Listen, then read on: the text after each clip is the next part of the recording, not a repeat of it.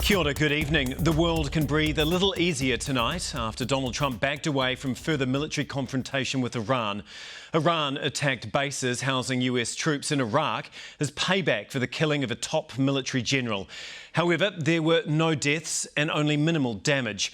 Trump said Iran was standing down, but soon after, a fresh attack was launched close to the US Embassy in Baghdad. Michael Morrah has the latest. The first of more than a dozen missiles fired by Iran at two bases used by the Americans in Iraq.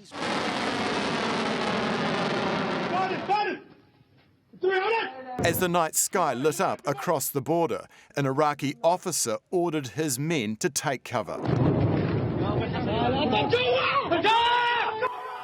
But no one was killed in these unprecedented strikes, and there will be no return fire for now. The fact that we have this great military and equipment, however, does not mean we have to use it. We do not want to use it. Flanked by his military officials, Trump appeared to claim victory. Iran appears to be standing down. In Iran, the narrative was very different. Death to America, they shouted. Its rulers said revenge for the US assassination of their top general, Qasem Soleimani, had been exacted. It is up to the United States to now come to its senses and stop its adventurism in this region. The main target was the Al-Assad airbase west of Baghdad, a place Trump's previously visited.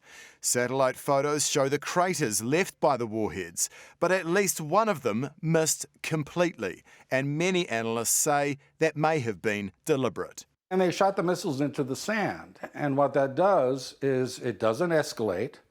It shows the United States that it has the ability to respond, but it didn't kill anybody. So it freezes the United States at that level of response. Trump pulled the US out of the Iran nuclear deal in 2018, which was aimed at reducing Iran's nuclear facilities. Trump wanted a better deal, but has killing Soleimani actually helped promote that? The answer, according to experts, is a resounding no. Mr. Trump's action in assassinating a number 3 figure in the Iranian regime will accelerate Iran's plans to develop a nuclear weapon, not diminish it. Just as Trump claimed to have the upper hand, sirens were heard in Baghdad after rockets hit near the US Embassy.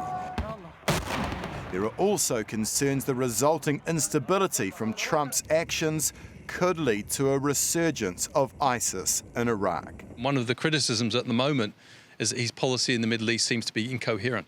And that doesn't bode well for our troops. We have 45 at Camp Taji in Iraq. The government says they are safe, but we continue to keep the security situation under close review, including implications for our personnel. God bless America. Thank you very much. Thank you. But it's much more than just American interests at stake in this high-risk confrontation. A confrontation which is clearly far from over. Michael Morrah, Newshub.